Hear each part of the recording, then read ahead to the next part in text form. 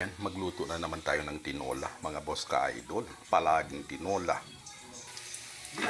Siyempre, dito sa ating, alam nyo na, kawali, tayo ay nakapaggisa na. Ayan, nakapagsangkutsa na po tayo ng bawang, luya at saka sibuyas. Ayan, naggigisa na tayo. At siyempre, ayan, fast forward po tayo, mga boss ka-idol.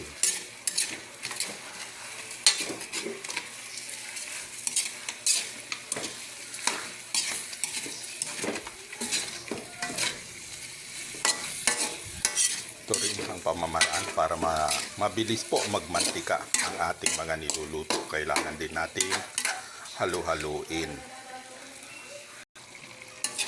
Ayan. Mamaya pa ng konti ay magmantika na po yan. Pwede na po tayo magsabaw. Tatakpan muna natin, mga boss ka-idol. Siyempre, dahil tinola po yun, ito malunggay po ang ating ilalahok. Marami po tayong malunggay. Marami din po tayong papaya. Pero malunggay muna. O diba, hindi na po natin binibili yung ating panglalahok sa ating tinola. Ayan. Panguha lang po tayo ng ating malunggay kasi sagana tayo sa malunggay. Okay na po. Ayan.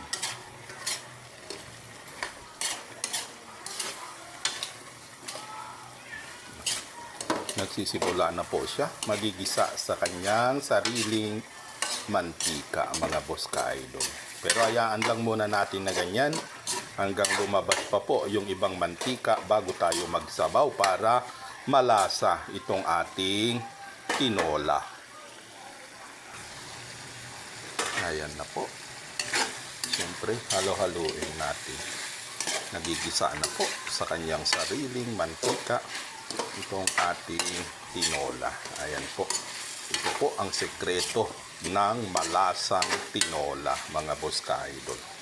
Ayan. Tama lang po yung mantika niyan. Hindi po siya yung napakaraming mantika. Ganyan po talaga. Para maging malasa, malinamnam. At syempre, pag ganyan na po, tayo ay magsasabaw na, mga boss ka-idol.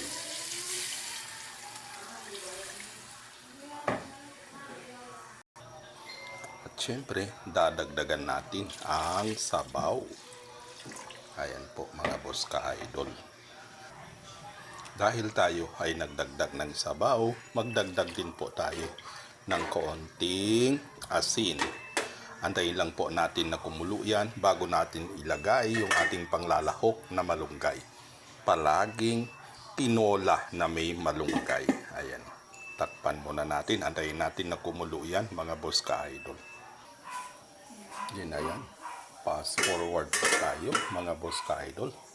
Ayan, kumukulo na po siya. Lagay na natin yung ating seeding green, pangpatanggal ng lansa.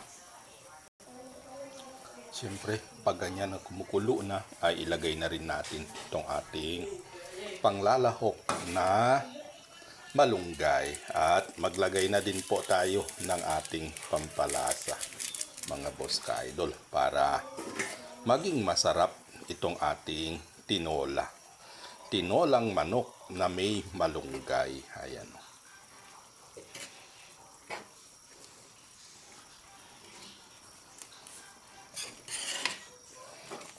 Ang sarap nito, mga boss ka-idol. Ayan.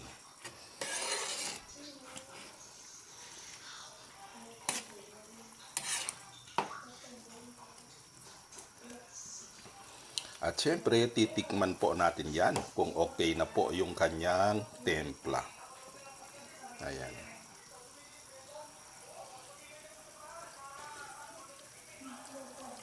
Ayun, no? Champion sa lasa, mga boss ka-idol. Ayan na, mga boss ka-idol. Luto na po itong ating ulam. Ayan. Ang ating tinolang manok with malunggay. Siyempre, kukuha po tayo ng ating ulam. O, diba? Ayan, no?